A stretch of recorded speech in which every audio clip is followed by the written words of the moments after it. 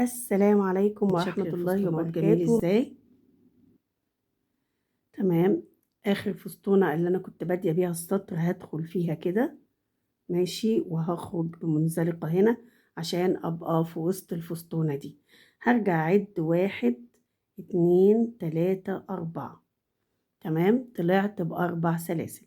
هالف الخيط على الإبرة لفتين وهادخل هنا، هاعتبرهم طبعًا ال4 سلاسل دول كأنهم عمود، يبقى كده العمود التاني، هالف لفتين كمان وأدخل جوه وأعمل العمود التالت كمان لفتين، يبقى ده العمود الرابع كمان لفتين، يبقى كده عملت العمود الخامس بلفتين.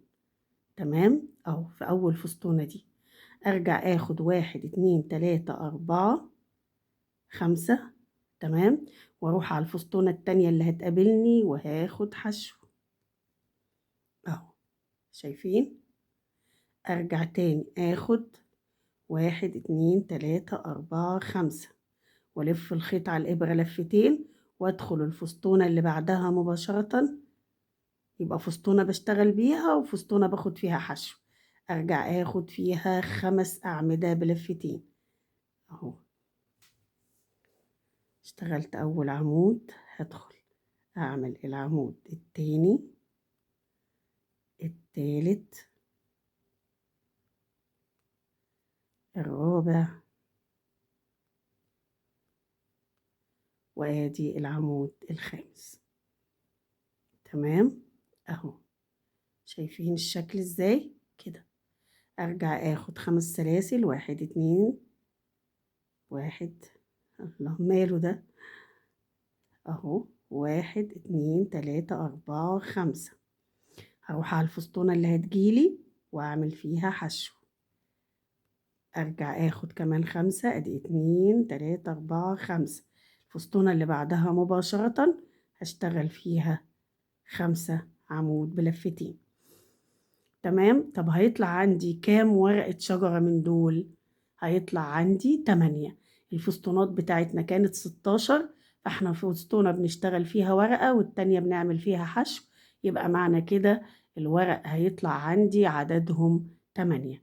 تعالوا نكمل مع بعض اهو. هنا اشتغلنا عمود، هدخل في اللي بعده اعمل العمود التاني وبعدين التالت، العمود الرابع اهو، وبعدين العمود الخامس.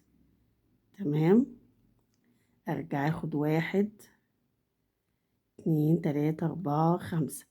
الفستونة اللي هتقابلني هاخد فيها حشو وارجع اخد برضو نفس الشيء. اعتقد يا بنات مش عارفة الابرة مالها، كل ما مش عارفة ليه الخيط بيفلت منها يعني، مع ان انا مش اول مرة اشتغل بيها.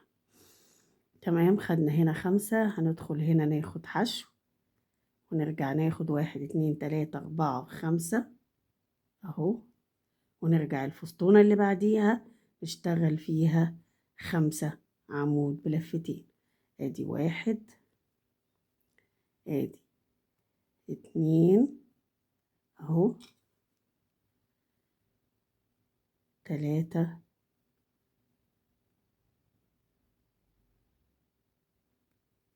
4. يعني الموضوع سهل معانا خالص اهو، وادي رقم 5. نرجع ناخد 5 سلاسل، 5، والفستونة اللي بعدها أعمل حشو وهكذا. تمام أهو لحد ما يكملوا عدد البتلات بتاعتي دي تبقى 8، لأن الفستونات اللي تحت دي 16 فستونة بشتغل فيها وفستونة بعمل فيها الحشو. تمام كده، هكمل الدايرة وارجع لكم. تمام اهو، هنيجي ننهي السطر. انا بحب انهي معاكم السطر عشان يعني محدش منكم يعني يحس ان هو يعني تاه في المفرش كده، فانا ايه بحب اكون معاكم في اخر حاجة. تمام، بعد ما اشتغلنا السطر اللي فات ده تمام كده، هرجع اخد 1 اهو 2 3 4 4 سلاسل، وهروح عند غرزة الحشو دي وهروح أعمل فيها منزلقة. علشان كده أبقى نهيت السطر بتاعي في المنزلقة اللي هنا بالشكل الجميل ده. تمام، خلاص نهيت بقى بالمنزلقة في الشكل ده.